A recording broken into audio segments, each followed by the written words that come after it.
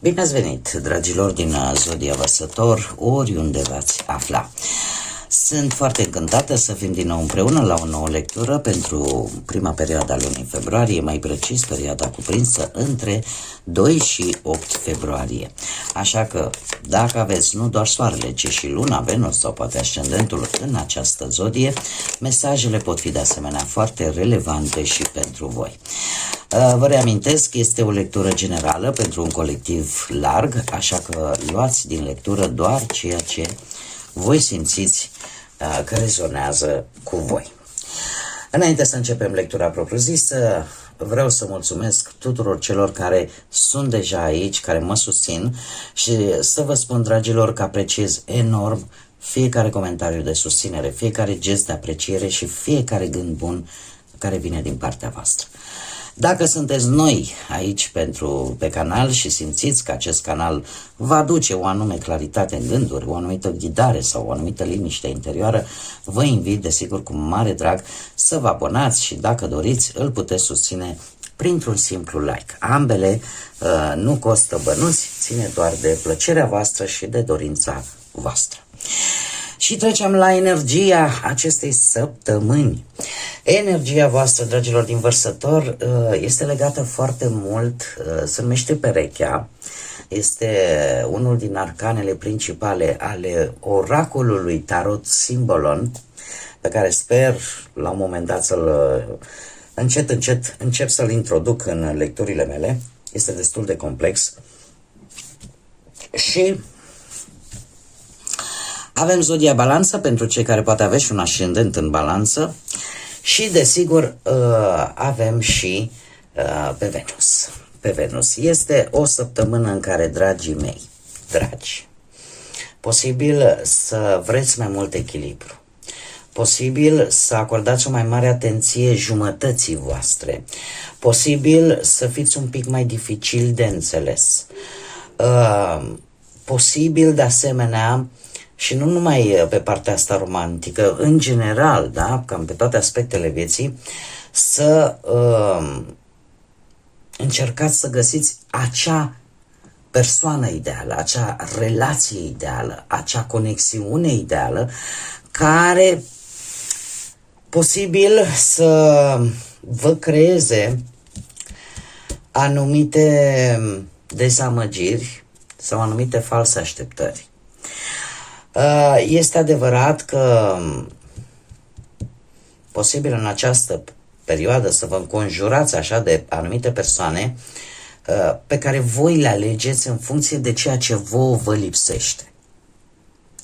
Și să atrageți lângă voi acest gen de persoane care, într-un fel sau altul, voi să simțiți că vă completează. Cum, de asemenea, și partea de umbră, și aici va trebui să acordați un pic mai multă atenție, mai ales dacă și rezonați cu aceste mesaje. Este o săptămână în care e posibil să vă priviți pe voi ca într-o oglindă în anumite situații. Să vă vedeți pe voi prin alte persoane. Să vedeți situația voastră oglindită în alta din exterior. Și asta vine la pachet cu două tăișuri. În felul acesta veți realiza și multe lucruri, vă veți autocunoaște foarte mult. Veți realiza, uite, aici trebuie să mai lucrez la mine, aici trebuie să depun un pic mai mult efort. Sau celălalt tăiș, în care poate că veți încerca să găsiți răspunsul dând vina pe ceilalți pentru nemulțumirile voastre.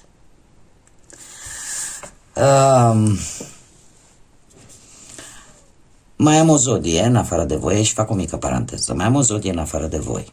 Și trebuie să vă spun că mai mult sau mai puțin, dar cam în majoritatea zodiilor a persistat acest cont de umbră, pe care eu am fost sinceră și l-am expus. De ce? Nu vă ajut cu absolut nimic dacă vi le înfloresc, dacă nu vă spun adevărul, chiar dacă acest adevăr de multe ori și în general adevărul incomodează. Dar ideea care este? De ce există adevărul? De ce el trebuie spus? Pentru că trebuie asimilat. Trebuie asimilat, trebuie analizat în așa fel încât el să-și aducă un aport pozitiv în viața noastră. Și așa cum bine văd eu, energia voastră ține de acest adevăr. Pentru unii dintre voi se va vedea acest lucru.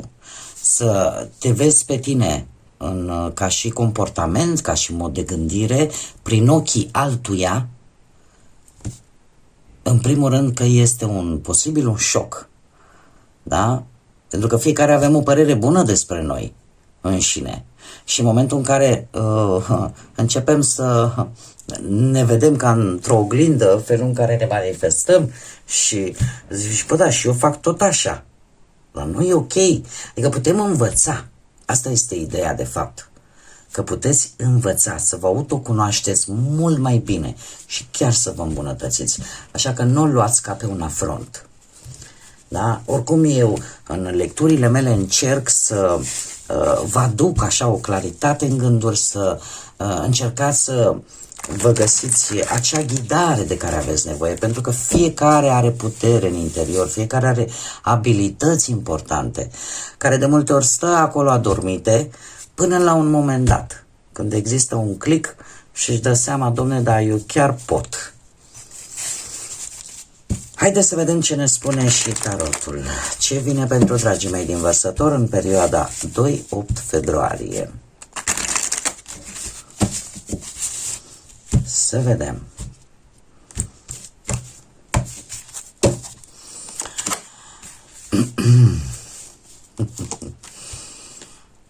Interesant, interesant.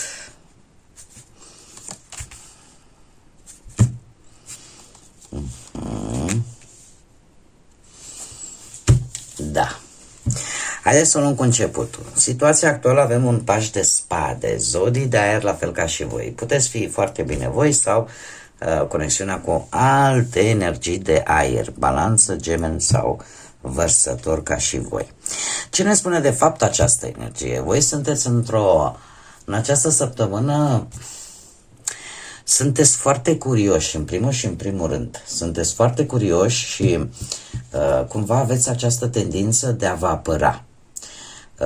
Poate că aveți chiar impresia că aveți o anumită bătălie de dus. Posibil să fiți destul de, cum să spun eu, să vă iritați foarte ușor și să aruncați cu cuvinte care pot răni pe ceilalți. Cumva vreți să aplicați anumite idei pe care voi le aveți. Și asta o faceți în timp ce studiați pe ceilalți, în timp ce îi analizați. E ca o formă, aș spune, de a observa, de a vă face o anumită strategie, cum să atacați o anumită situație, cum să atacați lucrurile. Este o îmbinare foarte bună, cer scuze, între mă irit, răspund, nu contează dacă rănesc sau nu, dar în același timp îmi construiesc și o strategie. Îi se mai spune la acest paș de spade, îi se mai spune și micul spion. De ce? Pentru că în permanență este să afle, să știe. Posibil, pentru unii dintre voi, acest paș să reprezinte un nou început, dar cu o atenție multiplă către mai multe lucruri dintr-o dată. Acum, uite, putem vorbi de muncă, unde pot apărea conflicte ușoare, tocmai datorită unei comunicări foarte tăioase, pe ceva ce nu stați pe gânduri foarte mult, ci pur și simplu le aruncați, fără să vă gândiți foarte tare la consecințe. Și acesta este un lucru important. E posibil, nu știu, să vi se ceară tot felul de documente, mai ales dacă începeți un job nou.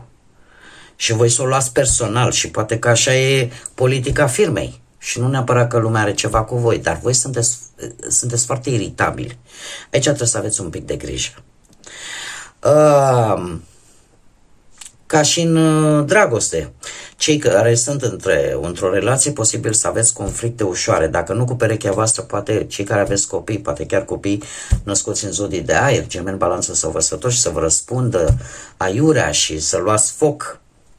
Se pot întâmpla. E adevărat, nu conflicte mari, conflicte ușoare, și bine ar fi în această săptămână, dacă vorbim de părinte, copil, să vă dați un pic de spațiu, să cereți respect, dar cu un pic de răbdare și un pic de spațiu, cumva, lucrurile se pot aplana cât de cât. Cei care sunteți singuri, aș spune că de asemenea, nu trebuie să vă pierdeți cu firea, nu trebuie să spuneți gata până aici, pentru că lucrurile se așează așa cum trebuie ele să se așeze. Ce nu este favorabil pentru voi? Un 8 de cupe. Aș spune că nu grăbiți o situație profesională legată de muncă, unde voi apare necesitatea ca voi să vă și mutați de locație.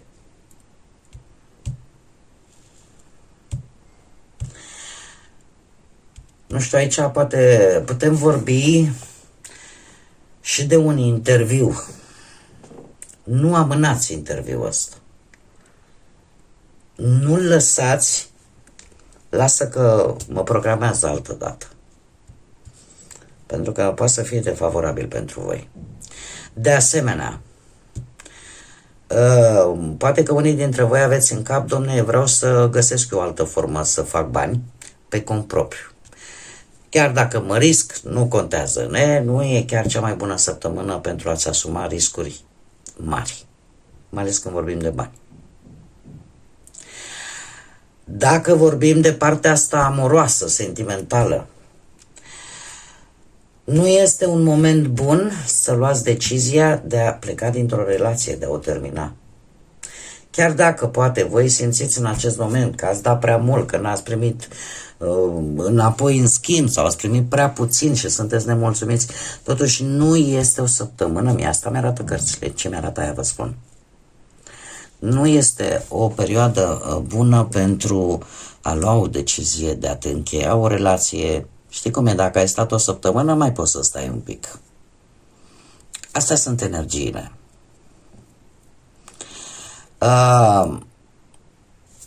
În schimb, paradoxal, ce este favorabil pentru voi? Un 4 de spade. Folosiți această săptămână în a vă odihni sau în a lua lucrurile una câte una. În a nu vă înșira în 20.000 de locuri. Luați-le molcom, pas cu pas. Este cel mai bun sfat pe care cărțile mi-l dă. De asemenea, aș putea să zic că unii veți începe să ieșiți dintr-o fază de probleme de sănătate, care poate vă țintui la pat, începe un pic de îmbunătățire, lucrurile încep să devină favorabile pentru voi, sau poate chiar reușiți într-un final, nu știu, să vi se semneze vreun concediu de odihnă sau vreun concediu medical. 4 de spade, de asemenea, îmi spune că pe toată perioada în care voi poate încercați să profitați de o perioadă de odihnă, de o perioadă de recuperare, asta vă va ajuta foarte mult să vedeți, Doamne, sunt pe drumul cel bun, sunt situațiile astea, ce este important de rezolvat, care este primordial. Deci este ceva favorabil pentru voi, pentru că puteți ieși, nu știu, poate chiar și dintr-un blocaj financiar, să găsiți poate niște bani extra ca soluție. Iar referitor, tocmai de aceea nu este indicat să lăsați o relație în urmă, pentru că e posibil ca perechea voastră să nu știe efectiv de ce voi v-ați fi gândit la această alegere, la această decizie. Și este esențial ca perechea voastră să știe ce vă frământă, ce vă nemulțumește, pentru că doar așa, cum să spun eu, veți putea, când veți lua decizia asta, să fie într-adevăr o decizie bine gândită, o alegere atât matură cât și din toate punctele de vedere înțeleaptă. Acum, Și asta pentru că e posibil ca perechea voastră chiar să nu știe ce se întâmplă cu voi. Poate să existe iubire, dar dacă nu știi ce ai senzația că totul este ok. Ce puteți voi controla? Și în mare parte cei care poate avea și un ascendent în berbec. A spune că puteți controla foarte bine unde trebuie să depuneți efort, unde trebuie să ieșiți în evidență, unde trebuie să fiți mai organizați și unde nu. E posibil în această săptămână să aveți o implicare ori într-un proces legal legat de bani, unde sunt șanse ca voi să ieșiți victorioși, să spunem, dar trebuie să depinde de voi și de atenția voastră la cum veți proceda,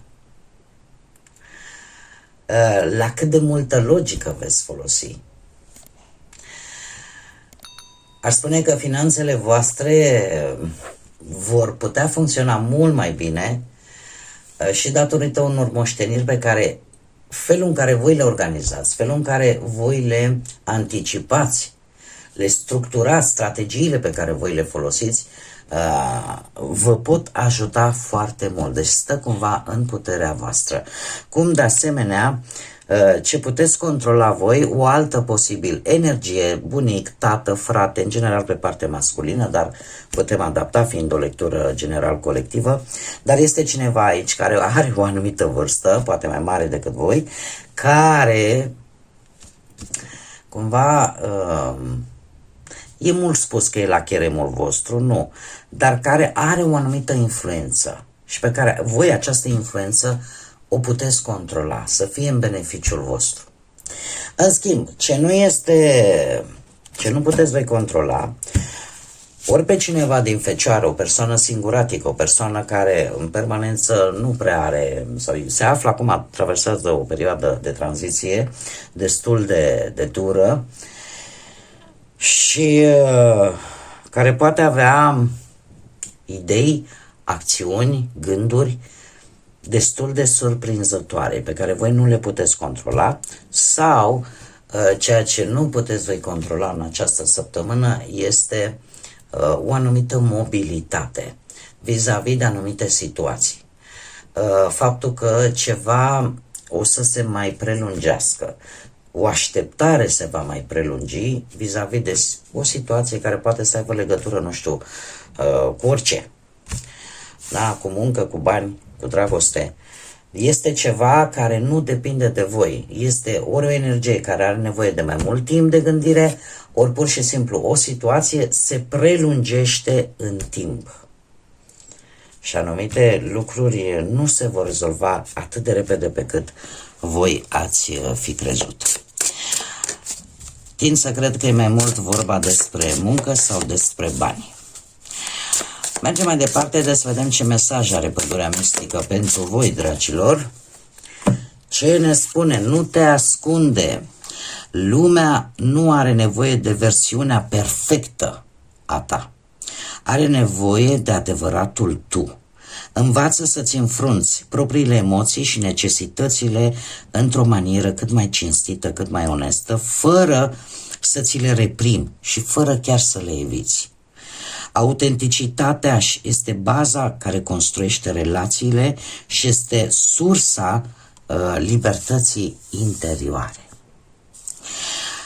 În acest caz aș putea să spun că nu trebuie să... Acum, știți cum e? Voi, dragilor, din Vărsător, sunteți nu degeaba supranumiți revoluționarii sau rebelii zodiacului, pentru că ca un criteriu de bază al acestei zodii sunteți centrați foarte mult pe binele comun, pe umanitate, pe acele lucruri, de exemplu, cum e ipocrizia, care nu vă place, și de multe ori când ai pretenții, ca să spun, atât de mari, chiar dacă ele sunt pozitive, așteptările sunt cu atât mai mult mai mari. Ceea ce poate vă obligă la un moment dat să zici, dom'le, trebuie să fiu perfect, trebuie să știu și pe aia, trebuie să știu și pe ailaltă, să o rezolv și pe ailaltă. Și lucrul ăsta aduce la acel ideal al omului perfect, al omului care nu greșește. Ceea ce este o utopie din punctul meu de vedere, pentru că nu există perfecțiune, cel puțin nu pe partea asta umană. Noi ca și oameni suntem sortiți greșelii și dacă nu am face greșeli, până la urmă nici n-am învățat nimic. N-am putea să facem diferența dintre rău și bine, nu? Dacă nu există rău, n-avem de unde să știm de fapt ce este binele. Tocmai de aceea apare acest mesaj care spune nu te ascunde, pentru că tu nu trebuie să fii perfect. Tu trebuie să fii adevărat și atât. Pentru că atâta timp cât încerci și te zbați să fii ceea ce la un moment dat te îndepărtează de originea ta, de unicitatea ta, te pierzi pe tine. Așa că îndemnul pentru această săptămână este acela de a fi autentic, în primul și în primul rând, și de a face lucruri autentice. Fără să mai te zbați ca lucrurile să fie super perfecte. Până la urmă să știți că imperfecțiunile au făcut oameni celebri. Imperfecțiunile. Că ai o mică aluniță într-un colț. Dacă nu mai știu, nu știu dacă Marilyn, de exemplu, Monroe, nu vreau să spun o tâmpenie, dar parcă avea un semn distinctiv la nivelul feței. Sau, nu știu, orice. De multe ori imperfecțiunile te pot ajuta. Bun, dragii mei, cam atât am avut pentru voi. Eu vă mulțumesc că ați fost alături de mine și sper că această lectură să... dacă v-a adus, nu știu, mesajele astea, v-au adus energie, v-a adus, au rezonat cu voi, modul meu de a face această lectură v-a făcut să, cum să spun eu, să vă deschidă mintea poate, sau să vă ghideze, să vă aducă o anumită claritate în gânduri, atunci mă bucur că sunteți aici. Dacă nu este așa, nu e niciun fel de problemă. Nu uitați că fiecare are libertatea de a alege ce fel de conținut își dorește să urmărească. Oricum, eu vă mulțumesc tuturor celor care aleg să fie aici alături de mine. Vă urez tot binele din lume, multă energie pozitivă, echilibru și multă pace interioară. Iar până la o nouă lectură, desigur, să fiți iubiți, dragilor.